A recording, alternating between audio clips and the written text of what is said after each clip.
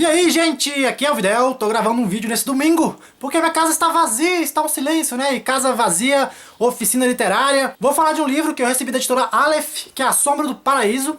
Esse livro aqui é um livro de ficção científica, ele é recente, ele é de 2011, e ele faz parte de uma trilogia. Cada trilogia foi lançada em um ano, foi em 2011 primeiro, depois 2012, depois 2013. A primeira está sendo lançada aqui no Brasil, foi lançada tem uns 2 meses. E tem uma curiosidade aqui, que o livro foi escrito a 2 mãos. 2 mãos ou 2 pares de mãos, não sei. Porque hoje em dia tem teclado, né? Antigamente falava 2 mãos. Que é o autor, é o David S. Goyer e Michael Cassucci. Eu acho que não tá certo.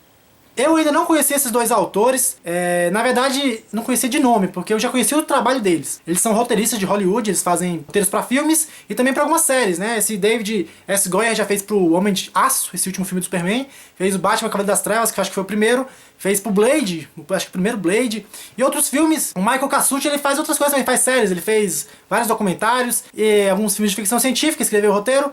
E também ele fez uma série aí chamada Barrados no Baile. Não sei se é da época de vocês, eu lembro desse negócio no sábado lá, infernizando minha vida. Então é meio que esse é o primeiro romance do David S. Goyer.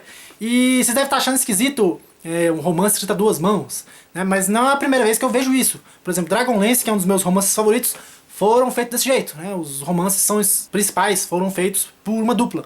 Então eu não sei como é que funciona, como é que eles fazem esse processo para a construção do livro, mas isso existe. Vou contar um pouquinho da história para deixar vocês por dentro do que acontece aqui nesse livro. A história acontece no futuro bem recente, né, 2016, ano que vem, né, mas o livro foi escrito em 2011 e a NASA está preparando, né, para lançar o foguete que vai pousar novamente na Lua depois de anos que ninguém vai lá visitar, tomar um café. Só que acontece uma coisa, um objeto não identificado, né, ninguém sabe se é um meteoro, se é um aerolito, se é um pedregulho, se é uma nave, o que é, está se aproximando da Terra. E eles apelidam o objeto de New. Né? Não, na verdade eles dão o nome de New, que é New Earth Object, que é, meu inglês é horrível, e aí esse objeto ganha um nome lá científico com X alguma coisa, que esses cientistas adoram esses nomes feios, e a galera da internet apelida esse nome de Keanu, né, o nome desse New. Exatamente, é isso mesmo, o New, né, o novo objeto próximo à Terra, ganha apelido de Keanu por causa do Matrix. Uou. Mas isso não é muito importante pra história. O que é importante aqui é que tem o BRICS, né? Se vocês estudam vestibular aí, deve saber o que é o BRICS, que é o Brasil, Rússia e Índia aí, que são unidos para comércio, e eles estão desenvolvendo também projetos de mandar foguete, né, pro espaço. Só que o alvo deles não é a Lua igual a NASA. O alvo deles é esse objeto novo que está se aproximando da Terra. E eles querem fazer o primeiro pouso em um objeto sem ser a Lua e sem ser a Lua, né? Então a NASA fica com ciúme típico dos americanos e resolve não deixar isso acontecer. Então eles fazem uma guerra fria, meio geriátrica, né, depois de um tempo.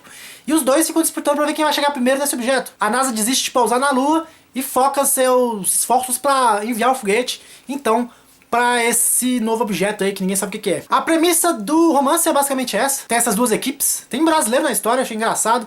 E tem a nave chamada Destiny, que é a nave dos americanos. E tem a nave do Brasil, Rússia e Índia, que chama Brahma, né? Porque tem brasileiro no meio, tem que ter Brahma, tem que ter cerveja também. O livro tem muita descrição científica, assim, às vezes pode confundir. Ainda mais porque depois que eu li o livro, que eu fui descobrir que no final tem como fala? Um glossário com todas as siglas que eu deixei passar, que eu sou burro pra caramba. E também a descrição das naves, fica meio vago, né? Porque é um romance que fala de equipamento, e se você não conhece, você fica meio boiando. Só que, porém, todavia, contudo, entretanto, no começo do livro tem as imagens das duas naves, como é que elas são? A nave brasileira, russa e indiana, né, que são um trio, e a nave americana. Então, nesse quesito, o livro é bem legal, porque ele não deixa você ficar perdido. Tem o glossário também na frente no comecinho aqui, falando dos nomes dos personagens, pra você se perder, quer voltar, quem é esse cara, que ele tá participando da história. Como eu mencionei anteriormente, os criadores desse livro aqui, eles eram roteiristas, são ainda, né? Então tem muita pegada de filme aqui neste livro. Então quando você lê, dá a impressão que você está vendo um filme realmente. Me lembrou bastante a forma de narrativa do Dan Brown. Eu não sei pra vocês se isso é um elogio ou se é uma coisa ruim, né? Se é uma coisa positiva. Porque tem gente que gosta da leitura do Dan Brown, tipo, acha fluente. Tem gente que odeia, né? Que fala que não é literatura. E vai por aí. Mas então vai do gosto de cada um. A história é dividida basicamente em 3 núcleos. Ou na verdade é 2 núcleos. O núcleo do espaço, que tem os astronautas que vão lá pousar com as 2 naves. E tem o núcleo na Terra, que acontece alguns fenômenos aqui enquanto isso. Um dos astronautas da NASA, lá da nave principal, ele chama Zach Stewart, e ele tem uma filha que ficou na Terra.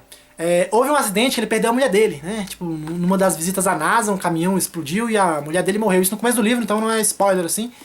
E aí a filha dele fica com medo, porque o pai dele vai ser o astronauta que vai lá numa missão perigosa, porque é perigoso, né, ir pro espaço. Você pode ser assaltado lá. E fica o núcleo dessa menina aqui, na Terra, acompanhando tudo pelo tablet, e o núcleo lá no espaço, com o pai dela, e os astronautas também da Brix, lá, né, da Brahma. Basicamente o primeiro livro é pra desenvolver os personagens, assim, pra apresentar um pouco da história, porque o livro termina com um cliffhanger, assim, aqueles ganchos enormes que tem que ver a continuação pra saber como é que é. Então eu acho que é um livro meio grande, apesar de que a leitura você lê rapidinho porque as letras são grandes e ele não enrola muito pra falar, é uma narrativa bem concisa. Tem uma coisa que acontece quando eles pousam no asteroide, acontecem coisas lá esquisitas que eu não posso falar, senão vai estragar a história. O que esse asteroide tá fazendo, esse Neo tá fazendo no planeta Terra? Que quando ele chega mais perto ele vai diminuindo a velocidade. Então já dá mais ou menos pra estipular quando você pega o romance, né? Mas eu vou deixar no ar o clima aí pra vocês. Uma das curiosidades que tem no livro que eu achei engraçado é que o nome do personagem brasileiro que tem, ele é considerado o maior astronauta do mundo, porque no livro conta o enredo que ele salvou um astronauta lá, e ele fez umas missões, e ele é considerado o astronauta mais bem treinado, o melhor do mundo, que ele chama Lucas, né? Lucas é o nome brasileiro, ok. O sobrenome dele é Munareto. Munareto, brasileiro tem nome de tudo que é jeito, né? E eu fui pesquisar, realmente tem brasileiros com o nome de Munareto, tem uma loja de imobiliária lá em São Paulo, chama Munareto. E ele tem uma sobrinha que chama Camila, e essa sobrinha dele é uma Camila com 2 L's, ok, o brasileiro escreve errado. Só que a mãe da Camila que tem um nome esquisito, que é Isobel, não é Isabel, é Isobel. Eu não sei se foi um erro na grafia aqui ou se é no livro, eu acho que é no livro, porque depois eu pesquisei pra confirmar. É Isobel, achei bizarro, mas ok, né, passa. Outra comparação dá pra fazer com a história, por que eu citei, né, o Lucas agora? Porque essa sobrinha dele morreu de leucemia. Né? Então todos os personagens principais têm alguém que perdeu importante. Então eu vou dar aqui meio que não é um spoiler, mas quem já leu Contato do Carl Sagan, acontece uma coisa bem parecida ali. Então você já pegou, né? Se você já leu o Contato, você sabe mais ou menos o que eu tô falando. Então esse livro aqui ele é bem tranquilo, você lê ele rápido, eu li rapidinho, eu li em 3 dias. E é um livro que, assim, para o primeiro livro, tá bom. Não aconteceu muita coisa assim que faça seu cérebro explodir, mas deixa um pouquinho curioso pra saber o que vai acontecer, o que vem aí depois, né? Porque o livro deixou uma coisa suspensa que tem que encerrar a história, ainda tem 2 livros pela frente, né? Nos Estados Unidos já encerrou, mas eu acho que daria um filme de ficção científica muito legal. Eu vi resenhas falando que parece com a Viagem de Rama, acho que é Viagem de Rama o nome do livro. Só que eu não li esse livro ainda, então eu não posso falar comparando. Então eu acho o seguinte, que você que tá vendo meu canal aqui, né, quando eu recomendo livros, eu tento nortear quem gosta ou quem não gosta desse tipo de ficção ou desse tipo de romance. Nesse caso aqui eu acho que quem gosta de uma literatura tipo Dan Brown vai se amarrar pra caramba, é uma literatura mais fácil. Quem quer começar também ficção científica, eu falei no Planeta dos Macacos, né, que também é um livro muito bom pra começar. Esse aqui também é bom, mas eu tenho que ler os outros 2 pra poder confirmar a história, né? Tipo, eu não coloco minha mão no fogo ainda, porque é tipo Matrix. Você vê Matrix, o primeiro livro, você vai falar trilogia, julgar só pelo primeiro filme, não dá, né? Porque o primeiro filme é melhor que a trilogia inteira. Mas é isso, estou delongando aqui. É engraçado que toda vez que eu gravo um vídeo, eu sempre esqueço de alguma coisa pra falar, e depois que eu encerro a gravação, eu lembro, né? Que o que eu tinha que falar, eu vou gravar de novo, porque meu saco já foi pro espaço, né? Igual os astronautas. Mas é isso.